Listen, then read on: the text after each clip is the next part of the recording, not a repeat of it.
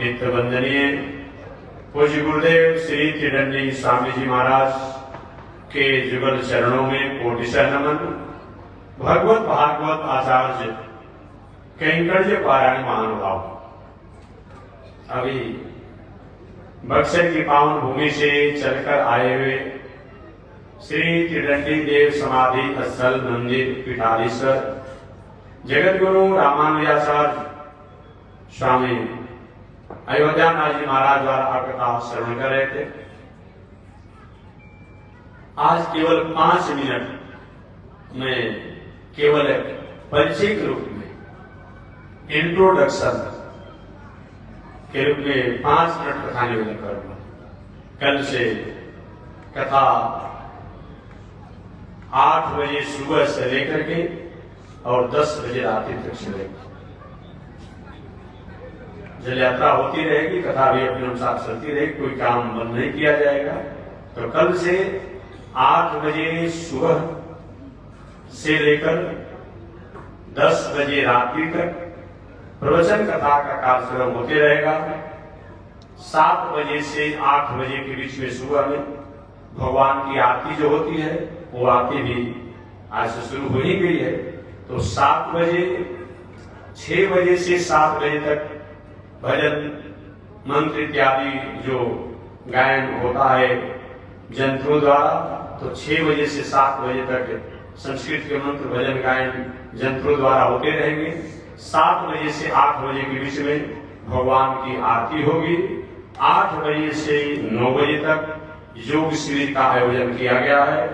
9 बजे से लेकर के 10 बजे रात्रि तक कथा प्रवचन का कार्यक्रम किया गया है। जो अलग अलग जगहों से संत महात्मा पधार रहे हैं, आ रहे हैं, हरिद्वार से, अयोध्या से, बक्सर से, वृंदावन से, काशी से, प्रयाग से कुछ लोग आ चुके हैं, कुछ लोग आ रहे हैं। तो उनकी कथा आप श्रवण करेंगे। यज्ञशाला का कार्य कल तो जल यात्रा है, तो लगभग 12 बजे से जल यात्रा यहाँ से निकल जाएगी। पहले से आप 1 घंटा 2 घंटा पहले आकर अपनी व्यवस्था में व्यवस्थित हो जाएंगे। ठीक साथ ही साथ अगले दिन से पूजा पाठ का कार्यक्रम जो होगा 7 बजे से 9:30 बजे तक यज्ञशाला में रहने वाले जो यजमान हैं, वो 7 बजे से 9:30 बजे तक यज्ञशाला में पूजा का कार्य कल के बाद से, कल तो जल यात्रा होगा, 7 बजे से 9:30 बजे तक यज्ञशाला में पूजन का कार्यक्रम। 9:30 बजे से 10:30 बजे तक जलपान इत्यादि के लिए समय विश्राम मिलेगा बीच में। 9:30 से 10:30, 10:30 बजे से 12:30 बजे तक हवन का कार्यक्रम। 12 बजे से 2:30 बजे तक पुनः भोजन प्रसाद पाने के लिए विश्राम। 2:30 बजे से 5:30 बजे के बीच तक पुनः हवन का कार्यक्रम होते रहेगा।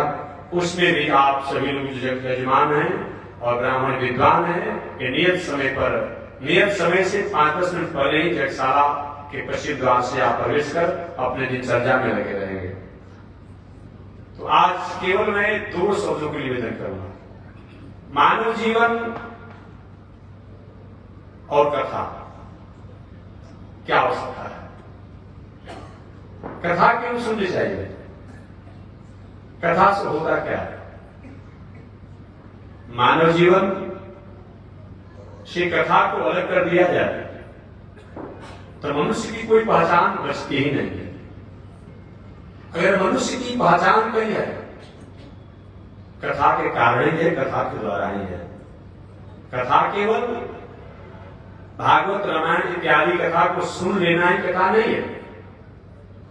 कथा हमारे जीवन का, वह जीवन जीने का जीवन जीने का स्टेटस है, जीवन जीने का कंडीशन है, जीवन जीने का लाभ है, जीवन जीने का सिलेबस है, जीवन जीने का डिक्शनरी है, जीवन जीने का आर्ट ऑफ लिविंग है, जिसके द्वारा हम भटक चुके हैं, भटक रहे हैं, भटकने वाले हैं। इससे जो हमें रोक करके, इस पर संयम करा करके, नियंत्रित करके, गलत मार्गों से, भटके हुए मार्गों से जो हमें रुकने का काम करता है और सतपथ पर चलने का प्रेरणा प्राप्त कराता है, उसका नाम कथा है। इसे कोई अलग लाना चाहता है, कभी कभी महानुभावों द्वारा कुछ दिया जाता है, इतना आप रुपया पैसा खर्चा करा देते हैं। एक बार मैंने निवेदन किया था एक महोदय जी से, एक असमरसता, असभ्यता, असामाजिकता से जीवन जीने वाला अपराधी है, उसको नियंत्रण करने के लिए सरकार द्वारा करोड़ों करोड़ रुपया खर्चा कर दिया जाता है। प्रशासन परेशान हो जाती है उसको ढूंढने में, उसको बंद करने में। अब वो काम बिना किसी प्रकार के शासन का अपने बातों को अभिव्यक्त करके, समझा करके और उसके सतपथ पर लगा दिया जाता है। ये कोई कम लाभ है क्या? कम लाभ नहीं। इससे बड़ा और लाभ क्या हो सकता है? तो उन महानुभावों को इस बात पर विचार करना चाहिए। लाभ का मतलब केवल जितना आप जानते हो कहीं लाभ नहीं होता है। ठीक है, गली हो जाए, नली हो जाए, रोड हो जाए, मकान हो जाए, दलान हो जाए, दुकान हो जाए, गाड़ी हो जाए, घोड़ा हो जाए, कपड़ा लाता सब कुछ हो जाए, परिवार, नौकरी, पढ़ाई लिखाई सब कुछ हो जाए। आप परिवार में कहीं संस्कार नहीं होता, नैतिकता नहीं होता, क्या जो भी साधन है अच्छे लगते हैं? कभी कभी कुछ लोग कहा करते हैं, महात्मा जी हमारा बेटा गलत मार्ग में भटक गया है, जुआरी हो गया है, शराबी हो गया है, वेश्यावृत्ति करने वाला हो गया है, गलत लोगों का संगत हो गया है। असल सब साधन है लेकिन शांति नहीं। तो जीवन में जो हमें साधन प्राप्त है और जो साधन प्राप्त होंगे, उन दोनों को संवर्धित, संरक्षित और सदुपयोग करने का, उपयोग करने का कोई प्रेरणा देता है, उसी का नाम केवल कथा कहना और सुनना नहीं होता है। एक बात तो और मैं निवेदन करता हूं हमेशा, जो काम शासन नहीं करती है वो काम को संत, शास्त्र, संस्कृति और सत्संग करता है। याद रखिए, जिस काम को शासन नहीं करती है उस काम को संत, शास्त्र, संस्कृति और सत्संग करता है। शासन कहीं खड़ा है कि किसी अपराधी को नियंत्रित कर सकता है, बस अजय शासन ढीला होगा अपराधी की मनोवृत्ति बढ़ जाती है, कुवृत्ति करने वालों की मनोवृत्ति बढ़ जाती है। लेकिन संत क्या करते हैं, शास्त्र क्या करता है, सत्संग क्या करता है, संस्कृति क्या करती है? अपराध करने की वृत्ति को ही रोक देता है हमेशा के लिए। कितना बड़ा लाभ है जी, कितना बड़ा लाभ है। शासन अपराध को रोकने पर विवश हो जाता है या अपराध को रोकना चाहता है, संत और सत्संग गए अपराध होने की वृत्ति को ही रोक देता है। इसीलिए सबसे श्रेष्ठ जीवन में सत्संग होनी ही चाहिए, जीवन में कथा होनी ही चाहिए। आपने उदाहरण सुना होगा वाल्मीकि जी का, क्या थे कभी बताना नहीं है। उस जमाने के शासन द्वारा, राजा द्वारा क्या नहीं किया गया, फिर भी उनकी अपराध की वृत्ति को नहीं रोका गया। वही सप्तऋषियों ने वाल्मीकि जी को सत्संग सुनाया। सत्संग क्या सुनाया? वाल्मीकि जी बताइए, आपके द्वारा जो भी अनीति, अन्याय, अधर्म करके संग्रह किए जाते हैं, लूट कर कमाए जाते हैं, इसका भोग तो आपका परिवार करता होगा, एक काम करता है। तो आपके पाप में उनका क्या हक बनता होगा कि नहीं, अधिकार होता होगा कि नहीं? वाल्मीकि ने कि मैंने पता नहीं किया है, पूछा नहीं है। ऋषियों ने कहा जाकर पूछ लीजिए, पता कर लीजिए।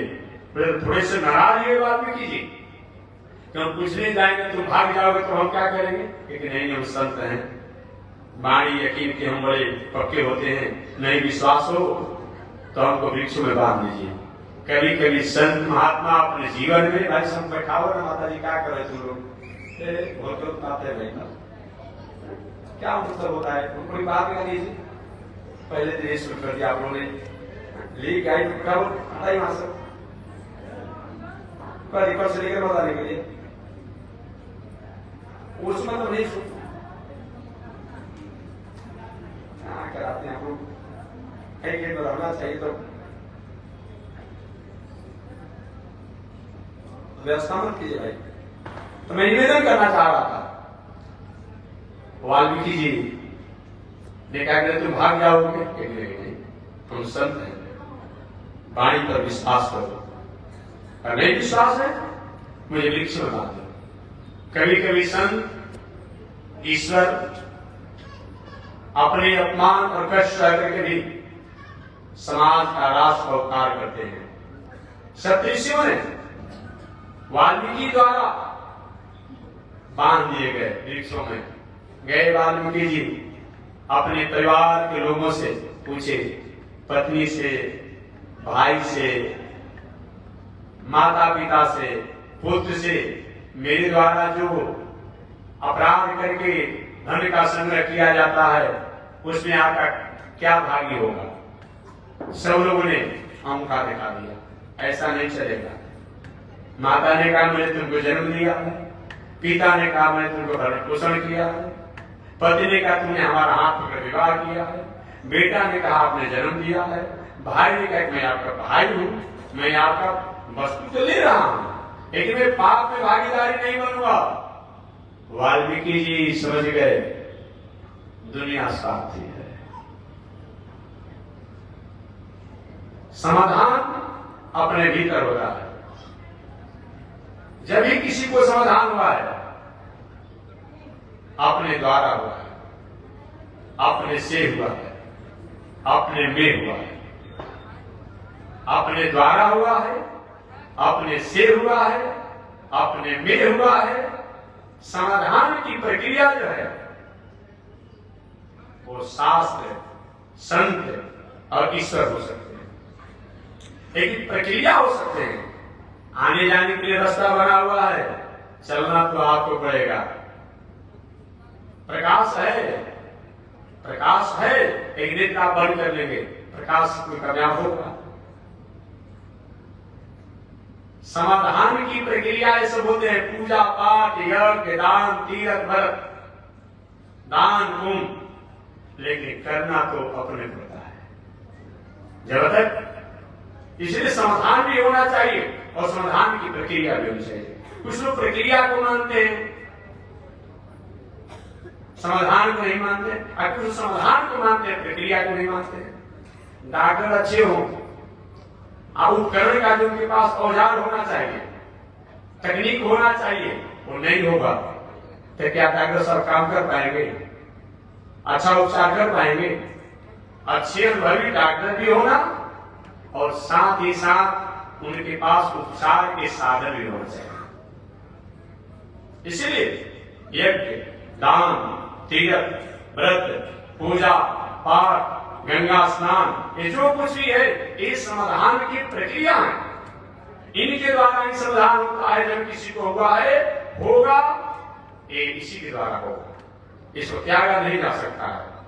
लेकिन अपने द्वारा, अपने से, अपने में, ऐसी बात को वाल्मीकि जी पहले भी सुनते होंगे, परंतु जब संतों द्वारा ऐसे सुनने को मिला, समझिए दुनिया स्वार्थी है, कोई किसी का होता नहीं है। और वही वाल्मीकि जी गए और संतों के हाथ पर जो बांधे थे वृक्षों में मुक्त कर दिए कि महाराज मैं जो दुनिया को समझता था वो दुनिया नहीं है, कृपा कीजिए। ऋषियों ने कहा, संतों ने कहा क्या चाहते हैं? मैं चाहता हूं कि आप लोग साथे में भी चलो। महात्माओं ने कहा जहां जहां जिस गांव में जाए और सबको साथे लेते चलेंगे, कोई भोजन भंडारा कराने वाला भी मिलेगा। हमें नहीं कहते कि सब साथ में बन जाइए, नहीं नहीं, आप गृहस्थ आश्रम में रहिए, परिवार, पत्नी, बाल बच्चों के साथ रहिए, खेती, व्यापार, नौकरी, रहन व्यापार कीजिए। लेकिन संतों का संदेश जो है, शास्त्रों का संदेश जो है, ईश्वर का वाक्य जो है, संस्कार जो है, उसको जीवन में अपनाइए तो घर ही आपका मंदिर हो जाएगा, घर ही आपका देवालय हो जाएगा, और परिवार जो होगा वही आपका ये धाम हो जाएगा। कब? जब ईश्वर की भावना करके परमात्मा की भावना करके हम कर्मों को करते हैं। तब श्रीमद् भागवत महापुराण में तथा उसी प्रसंग को मैं कल से निवेदन करूंगा। श्रीमद् भागवत महापुराण में भगवान श्री कृष्ण के पिता से श्री वसुदेव जी महाराज ने नारद जी से पूछा, हे देवर्षि नारद जी, मानव धर्म क्या है? मानव धर्म क्या मतलब? मानव धर्म माने क्या होता है? गृहस्थ आश्रम में रह करके परिवार, पत्नी, बाल बच्चों के साथ रह करके खेती, व्यापार, नौकरी, अध्ययन, व्यापार करते हुए भी भगवान से हमारा प्रेम बना रहा है, धर्म से हमारा प्रेम बना रहा है, संत से हमारा प्रेम बना रहा है, संस्कार से हमारा प्रेम बना रहे, संबंध बना रहे, यही मानव धर्म है। धोती कुर्ता से भी भगवान प्रसन्न होते हैं, पैजामा कुर्ता से भगवान प्रसन्न होते हैं, गेरुआ कपड़ा से भगवान प्रसन्न होते हैं, दाढ़ी मूछ से भगवान प्रसन्न होते हैं, स्त्रियों से भगवान प्रसन्न होते हैं, बालकों से प्रसन्न होते हैं। बस एक ही परमात्मा का शब्द है कि निर्मल मन सो भय भाव। श्री वसुदेव जी महाराज ने पूछा कि गृहस्थ आश्रम में रहकर के अपना कल्याण कैसे किया जा सकता है? तो नारद जी महाराज ने एक सूत्र बताया, कायेन वाचा मनसेन्द्रियैर्वा बोध्यात्मना वा नुसित स्वभावात् करोमि यज्ञात् सकलं परस्मै नारायणाय समर्पयेत। कायेन वाचा, मन से, वाणी से, शरीर से, आत्मा से, आत्मा के भावनाओं से, इंद्रियों से, बुद्धि से, विवेक से जो हम कर्म करें, वह कर्म और कर्म के फल, इन दोनों को परमात्मा को हम अर्पण कर दें, परमात्मा को मान कर करें। करते हो कन्हैया मेरा नाम हो रहा है, प्रभु आपकी कृपा से सब काम हो रहा है। करें हम, लेकिन उनकी इच्छा मानकर, कृपा मान करके वो नहीं चाहेगा, वहीं से स्विच दबा देगा। ये प्रकाश लाइट का है, कहीं जनरेटर को वहीं से स्विच दबा दिया जाए तब तो कराने वाला वो है, करने वाला वो है, ठीक है, हम देखने में मालूम पड़ते हैं, लेकिन वो नहीं चाहेगा तो मंच पर बैठे रहेंगे, अगला आवाज नहीं निकल पाएगी। तो करते हो कन्हैया मेरा नाम हो रहा है, प्रभु आपकी कृपा से सब काम हो रहा है, ऐसी भावना करते हुए हम अपना खेती, व्यापार, नौकरी, अध्ययन, अध्यापन इत्यादि करें तो हर कर्म ही हमारा पूजा हो जाता है। वर की जड़ से कर्म ही पूजा है।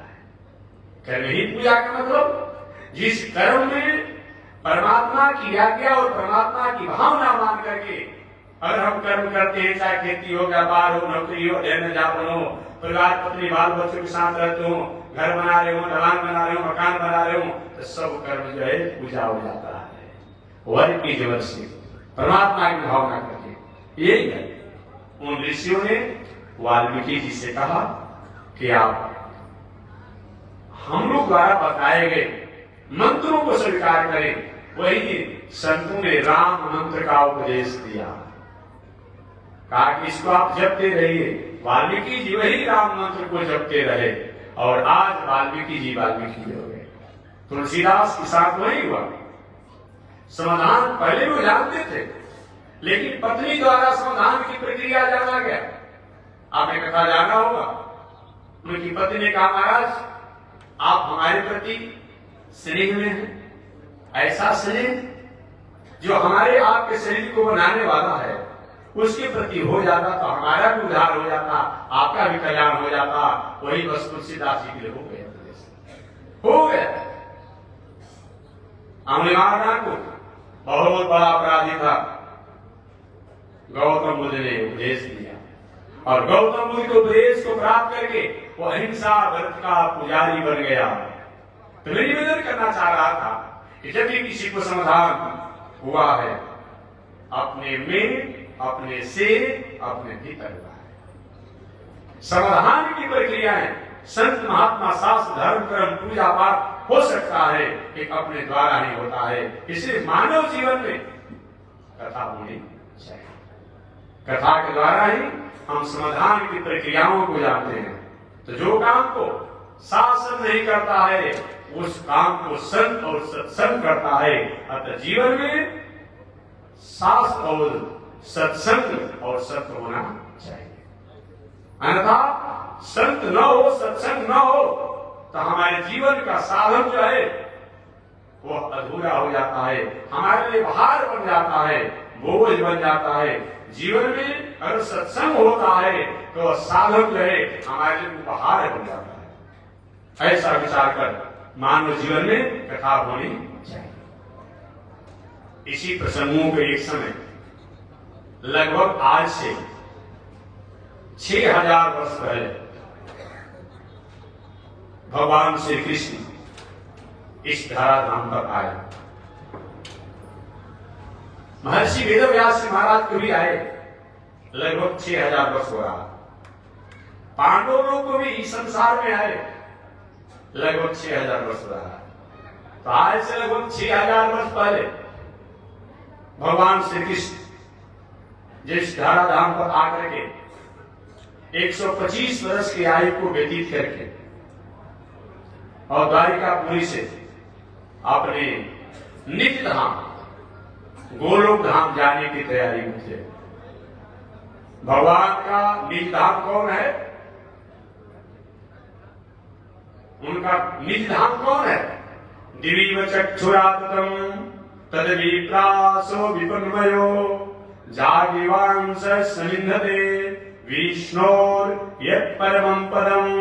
ये भगवान का निज धाम है। दिवीव चक्षुरातम तद्विप्रासो विपन्मयो जागिवांस सनिंधते विष्णोर यत् परमं पदम पर्याप्तानंतराय सर्वयस्तमोतिरात्म मूर्तम हरभवति सर्वस्याप्ति सर्वसजिते सर्वमेव त्रिनात्मोति सर्वम जयति। ये भगवान का निज धाम है। कौन? जहां पर अमलात्मा विमलात्मा विशुद्धात्मा प्रवृत्ति के लोग युग युगांतर कल्पकल्पांतर तक ध्यान चिंतन करके उन परमात्मा के लोक को प्राप्त करते हैं। उसी को साकेत लोक कहते हैं, उसी को गोलोक धाम कहते हैं, उसी को वैकुंठ लोक कहते हैं, उसी को मोक्ष स्थान कहते हैं।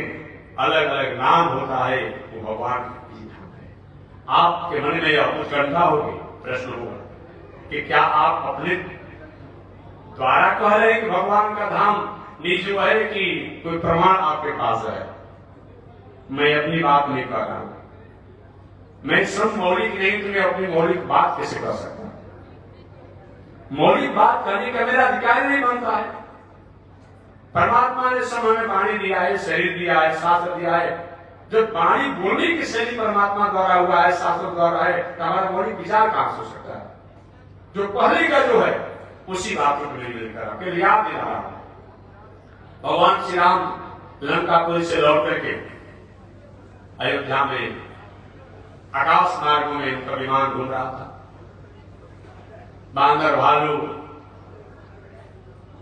विभीषण जी, सुग्रीव जी, अंगद जी, ऐसे प्रवृत्ति के लोग भी उस विमान में थे। स्वरूप अयोध्या नगरी को देखने के लिए लंकापुरी से आए थे। अयोध्या के निकट आकाश मार्ग में जो भी विमान घूम रहा था, कुछ दूरी पर था। बांदर भालू ने कहा, प्रभु ये कलकल चलचल की नाद करते हुए पावन नदी के तट पर अपूर्व नगरी दिखाई पड़ रही है, ये कौन सा नगरी है? देखने से मालूम पड़ता है इस अपूर्व नगरी का दृश्य है, भयंकर है। भगवान ने कहा, मम धाम दास राशि। ये मेरी बात नहीं है, भगवान श्री राम ने सब कहा, मम धाम दा सुख राशि। मम धाम दा, मेरे धाम को देने वाली, प्राप्त कराने वाली, पहुंचाने वाली ये पूरी है। अब इससे बड़ा प्रमाण क्या हो सकता है? वाल्मीकि रामायण में भी कहा और मानस में कहा, मम धाम दा सुख राशि। तब यहां पर एक प्रश्न और आपके मन में होगा कि जब भगवान ने मेरे धाम को देने वाली है, प्राप्त कराने वाली है, तब ये अयोध्या, मथुरा, माया, काशी, कांची, बक्सर, ये सब क्या है? ये क्या है? जब भगवान का धाम भगवान स्वयं कहते हैं, मम धाम था, मेरे धाम को देने वाली, प्राप्त कराने वाली वो पूरी है ये अयोध्या, तो आखिर वो कौन धाम है? ये क्या है? ये भगवान का ऑफिस है, कार्यालय है। जो भी काम होता है कार्यालय द्वारा ही होता है, ऑफिस द्वारा होता है। वो तो किसी किसी का काम घर पर कर दिया जाए और घर पर करने के बाद भी कागज में दिखाया जाएगा उन्होंने ऑफिस में ही काम किया। घर पर काम कर दिया जाएगा, ये दिखाया क्या जाएगा कि हम ऑफिस में काम किया है, तो ऑफिस होता है। तो भगवान का ये जो है एक कार्यालय है, ऑफिस है। बड़े बड़े अमलात्मा विमलात्मा लोग बहुत दिनों तक साधना करके कोई चाहता है कि हमारा आप बेटा बन जाइए, हमारा बाप बन जाइए, हमारा भाई बन जाइए, हमारा मित्र बन जाइए, हमारा शिष्य बन जाइए, तो हमारा स्वामी भी बन जाइए। ये अरमान वहां पूरा नहीं होगा। उन लोग की अरमान को पूरा करने के लिए तो भगवान को यहाँ पर आना पड़ता है, और जब आ जाते हैं तो आने के बाद उन लोगों के अरमानों को पूरा कर देते हैं। बस तब उस पूरी को प्राप्त कराने वाले, जैसे कागज का खाता किसरा प्लॉट, जो कागज का खाता किसरा प्लॉट का जमीन होता है, उसी कागज के अनुसार हम मूल जमीन के हकदारी होते हैं। कागज वाला खाता किसरा प्लॉट अगर ठीक न हो तो मूल जमीन की हकदारी नहीं होंगी। तो कोई कहे कि तब यही कागजे पर मकान बना दिया जाए, कागज के खाता किसरा प्लॉट वाले जमीन पर मकान बनेगा, खेती होगा, उसी पर गेहूं की खेती कर दीजिए, धान की खेती कर दीजिए, मकान बना दीजिए, बनेगा? नहीं बनेगा, गल जाएगा, फट जाएगा। लेकिन अगर एक कागज वाला खाता किसरा प्लॉट ठीक नहीं रहेगा, उस मूल जमीन की हकदारी आप नहीं हो पाएंगे। ठीक वही बात है, ये अयोध्या मथुरा माया काशी कांची बक्सर जो है, यहाँ के कारण ही वहाँ उसके हम अधिकारी होते हैं, अतः भी होना चाहिए। कुछ विचारकों का एक कथन है कि ये सब दुनिया वाला, बहुत से ऐसे लोगों का नाम मैं ले लूंगा कि ये अयोध्या मथुरा माया काशी है तो कल्पित है। अरे कल्पित का कितना बड़ा महत्व है, इस पर विचार नहीं करते हैं। कल्पित का इतना बड़ा महत्व है, इतना बड़ा महत्व है कि आज कल्पना किया गया हमारे देश को होनहार द्वारा कि चंद्रलोक पर हमें अपने वैदुष्य का जो एक उपक्रम है वहां चंद्रलोक पर पहुंचाना है। आज कल्पना ही तो प्रत्यक्ष हो गया, कल्पना ही प्रत्यक्ष हो गया। एक कल्पना वहां प्रत्यक्ष हो जाता है तो क्या ये जो मानने वाले महानुभाव है कि अयोध्या मथुरा माया काशी इत्यादि ये सब कल्पना है। बार बार पहले भी कुछ महानुभावों द्वारा थोड़ा इस पर अपनी वैदुष्य की नहीं कहा जा सकता है, लेकिन अपनी बुद्धि की परिचय देते हुए उन्होंने कुछ कहा था।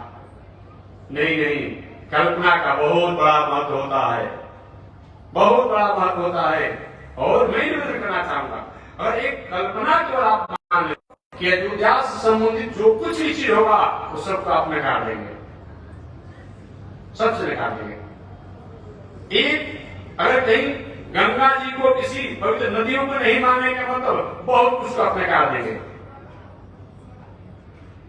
आप द्वारा किसी प्रकार का आविष्कार किया जाता है उसको आप मान लेते हैं। गंगा जमुना इत्यादि तो होने पर नहीं काल्पनिक है, नहीं काल्पनिक नहीं है। आप स्थिति वहां नहीं पहुंच पा रही है, अतः जीवन में ये भी होना चाहिए, वो भी होना चाहिए। इस अयोध्या का भी महत्व है, इस मथुरा का भी महत्व है, इस काशी का भी महत्व है, बक्सर का भी महत्व है, और इसी के द्वारा उस लोक को हम प्राप्त करते हैं। इसलिए मानव जीवन में कथा के द्वारा हम भटक रहे हों, भटक चुके हों, भटकने वाले हों, जो हमें उत्तम मार्गों पर लगाता है और असत मार्गों से हमें रोकने का काम करता है, उसी का नाम कथा है। तो आज से 6000 वर्ष पहले भगवान श्री कृष्ण इस धारा धाम पर आए, 125 वर्ष की आयु व्यतीत करके अपने गोलोक धाम जाने की तैयारी में थे। उद्धव जी को पता चला कि भगवान श्री कृष्ण निज अपने धाम को जाने वाले हैं, गोलोक धाम में जाने वाले हैं। उद्धव जी आकर के भगवान श्री कृष्ण के चरणों को पकड़ करके रोने लगे। भगवान ने कहा, अरे काका जी ये क्या कर रहे हैं, चाचा जी ये क्या कर रहे हैं आप? नहीं नहीं प्रभु, यही त्याग है कभी कभी देवराज इंद्र को मोहित कर देती है, और कभी कभी आपकी ऐसी भावना के कारण यही काशी में निवास करने वाले बाबा विश्वनाथ भी मोहित होकर गई। तो एक बार आपके मोहिनी रूप में भावित हो गए, कथा आप लोग जानते होंगे। प्रभु आप जाने वाले हैं? उसने कहा हाँ जाने वाला, अपने रूप में जाऊंगा, तो मैं भी आपके साथ चलूंगा। उसने ने कहा मैं भी आपके साथ चलूंगा। तो भाई को दो, अकेले आना और अकेले जाना, अकेले आना और अकेले जाना। प्रभु ये सब नहीं चलेगा। बचपन से लेकर अभी तक एक साथ उठे बैठे खाए खेले रहे, अब अकेले आप जाएंगे? यही नियम है। बोले कि प्रभु अगर नहीं ले जाएंगे तो आप देखते देखते मैं अपने जीवन को समाप्त कर दूंगा। भगवान को बोलो अगर मैं अपने साथ रहने की आनंद की अनुभूति कराऊंगा तब क्या करोगे? वो जी पे आपको मैं छोड़ दूंगा, छोड़ दूंगा। भगवान को बोलो मेरे साथ रहने की जो अनुभूति है, जो आनंद है, जो तत्व का ज्ञान है, वो मैं तुम्हें बता करके और अपने साथ रहने के आनंद की अनुभूति कराऊंगा। वही मुझे प्रभु वो कौन सा उपाय है? वो कौन सा उपाय है? आगे भगवान श्री कृष्ण उद्धव जी ने आत्मज्ञान की बात पूछा, और आत्मज्ञान की जब बात पूछा, उस आत्मज्ञान में उद्धव जी ने कहा प्रभु मैं ये जानना चाहता हूं कि मानव जीवन क्यों दिया है? मानव जीवन का लक्ष्य क्या है? क्या इस संसार में भोजन करने के लिए, संतानोत्पत्ति के लिए ये हम संसार में आए हैं? किसी अलग कोई हमारा लक्ष्य होता है, हमारा उद्देश्य होता है? भगवान का नहीं बोलो, ये तो अनेक जोनियों में हमने कर लिया है। पशु पंछी जोनियां वो भी अपने आप में भोजन करते हैं, सन करते हैं, संतानोत्पत्ति करते हैं। हमें मर्यादापूर्ण भोजन करना है, सन करना है, संतानोत्पत्ति करना है, और जिसके द्वारा ये सब व्यवहार करते हैं उनसे अपने जीवन को जोड़ना है। प्रभु कौन है? ये कितने प्रकार के हैं? तो भगवान ने कहा कि परमात्मा के अनंत अवतार होते हैं, ईश्वर के अनंत अवतार होते हैं। वह अनंत अवतार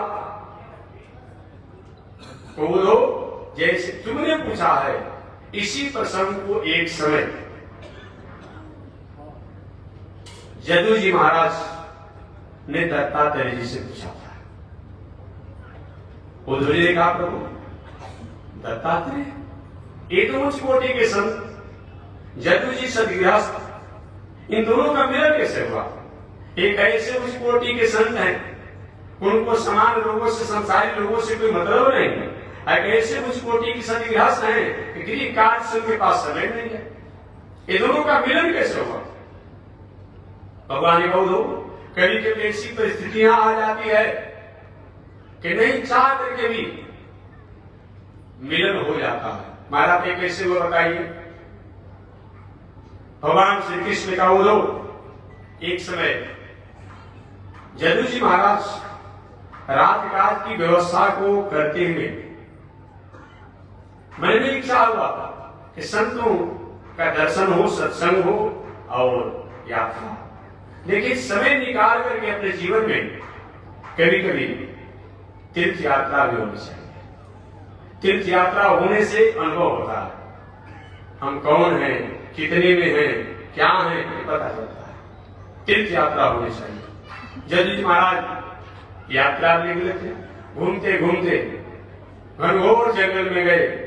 देखिए कि अवधूत संत जो है केवल मर्यादा के रूप में एक लंगोटी को पहने हुए जंगल में बैठे हैं। जदू जी ने जाकर उनको प्रणाम किया। जदू जी को प्रणाम करने पर वो अवधूत संत मुस्कुराए। उन संत का नाम था दत्तात्रेय। ये सब भगवान के अंशावतार है। अत्रि अनुसुईया के पुत्र हैं, आप था प्रसंग में जानते हो। अत्रि अनुसुईया के पुत्र जदू जी महाराज ने कहा ईश्वर जंगल में तो कुछ दिखाई नहीं पड़ता है, लेकिन आपका शरीर इतना सुंदर हिष्ट पुष्ट कटा है, मालूम पड़ता है कि बहुत बड़ा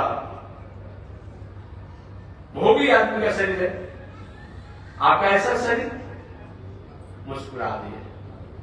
आज के संत हम लोग होते थोड़ा तो उदास हो जाते, कैसा बोल रहा है, दत्तात्रेय नाराज नहीं हुए कि कोई लेकर दे देता है तो पा लेते हैं, कोई लाता है तो पा लेते हैं, नहीं तो अपने राम रखते रहते हैं। महाराज देखने में तो किसी प्रकार कोई वैभव दिखाई नहीं पड़ता है, लेकिन सारा वैभव आप ही के पास है। कहां से सब आता है देखो, हो जाता है नहीं पड़ता है तो मतलब नहीं। महाराज जैसे अरबपति आदमी को भी प्राप्त करे कुछ देरों के लिए वो अपने को सुख मानता है, और आप ऐसे प्रसन्न है मालूम पर सारा दुनिया का साम्राज्य आप ही के पास है। देखने दिखाई नहीं पड़ता है, लेकिन मालूम पड़ता है कि आपका सारा साम्राज्य आप ही के पास है। ऐसा क्यों? एक मैं संत हूं, जदू जी के आप संत हम संत के हो गए, उनसे उपदेश सीखा। गुरु तो एक ही होता है, गुरु एक होता है, लेकिन जिससे गुरु को सीखा जाए वो गुरु के समान आदर करना चाहिए। दत्तात्रेय जी ने कहा जरूर मैंने गुरु तो एक बनाया, गुरु तो एक बनाया, बाकी जिससे जिससे मैंने गुण को शिक्षा को प्राप्त किया उनको भी मैं आदर के रूप में अपने गुरुओं की कोटि में रख लिया। गुरु आत्मा की बात परमात्मा से समझावे, परमात्मा का संदेश जीवात्मा को सुनावे। ये दोनों को जो समझ कराने वाला हो वही गुरु है। एक शरीर के गुरु होते हैं, एक परिवार कुल खानदान के गुरु होते हैं, एक आत्मा के गुरु होते हैं, एक शिक्षा के गुरु होते हैं। ये सब गुरु तो बदलते रहते हैं। आप प्राइमरी स्कूल में गुरु अलग होगा, मिडिल स्कूल में आए अलग होगा, हाई स्कूल में आए अलग हो गया, और कॉलेज में गए तो अलग हो गया। जैसे जैसे आपकी डिग्रियां बढ़ती चली गई वैसे गुरु बदलते चले गए। ये होते हैं, होना चाहिए। लेकिन एक आत्मा का गुरु होता है, वो आत्मा का गुरु तीनों काल में, प्रारंभ अवस्था, मध्य अवस्था और अंत अवस्था में एक ही होता है, जो कि भगवान श्री कृष्ण ने अर्जुन को उपदेश दिया। अर्जुन ने अपने सब कुछ भगवान श्री कृष्ण के संबंधी भी बन गए, लेकिन जब तक अर्जुन भगवान श्री कृष्ण के शिष्य नहीं बने तब तक से आत्म शांति नहीं मिला, आत्म तुष्ट नहीं मिला। दत्तात्रेय ने कहा कि मैंने 24 लोगों से गुरु को सीखा और सीख कर गुरु की कैटेगरी में रख लिया। महाराज 24 लोग कौन कौन हैं और उन लोगों से आपने कौन सा गुरु को सीखा और सीख करके आपने जीवन में क्या उतारा, इसका बता दिए। वही दत्तात्रेय ने कहा जरूर मैंने 24 लोगों से जो गुरु का उपदेश सीखा उससे पृथ्वी को, जल को, वायु को, आकाश को, अग्नि को मैंने अपना गुरु बनाया। कबूतर को, छोटे बालक को, कुमारी कन्या को, सर्प को, मध निकालने वाले शिकारी को, मृगा को, हाथी को, फतिंगा को मैंने गुरु बनाया। महाराज इन लोगों से आपने क्या उपदेश प्राप्त किया, क्या शिक्षा प्राप्त किया? तो दत्तात्रेय ने कहा कि मैंने पृथ्वी से क्षमा सीखा, जल से माधुर्य सीखा, वायु से क्रियाशील कर्मशीलता सीखा, आकाश से निर्लिप्तता सीखा इत्यादि। इसकी चर्चा कल मैं करूंगा, केवल हमको आज 2 मिनट बोलना था, कल से मैं कथा निवेदन करूंगा। तो कल से मैं निवेदन करूंगा कि दत्तात्रेय जी महाराज ने 24 लोगों को जो गुरु बनाया, उन 24 लोगों को गुरु बनाकर उनसे क्या क्या उपदेश स्वीकार किया, और वो उपदेश से अपने जीवन में किस तरह से जीवन जीने के पैटर्न को अपनाया, इसकी चर्चा अगले दिन से होगी। बस आज इसी के साथ वाणी विराम। आगे परमात्मा की जैसी इच्छा। और ठीक हमारा समय 5 बजे से 6 बजे तक मैंने वो समय को नियत किया है। किसी के बीच में अगर समय मिलेगा तो 5 बजे से 6 बजे तक मैं 2-4 शब्दों को निवेदन करूंगा, और बाकी मेरे कथा से पहले, मेरी कथा के बाद और जो संत महात्मा आएंगे उनकी कथा होगी। इसमें आप सभी लोग सादर आमंत्रित हैं। जय श्रीमन नारायण, जय श्री श्रीमन नारायण लक्ष्मी नारायण, श्रीमन नारायण लक्ष्मी नारायण। बाबे हो जाएगा दूसरा बातने वाला है, सभी दूर हो जाएगा। श्रीमन नारायण लक्ष्मी नारायण, श्रीमन नारायण लक्ष्मी नारायण, श्रीमन नारायण नारायण नारायण, श्रीमन नारायण नारायण नारायण, श्रीमन नारायण भवतारायण, श्रीमन नारायण भवतारायण,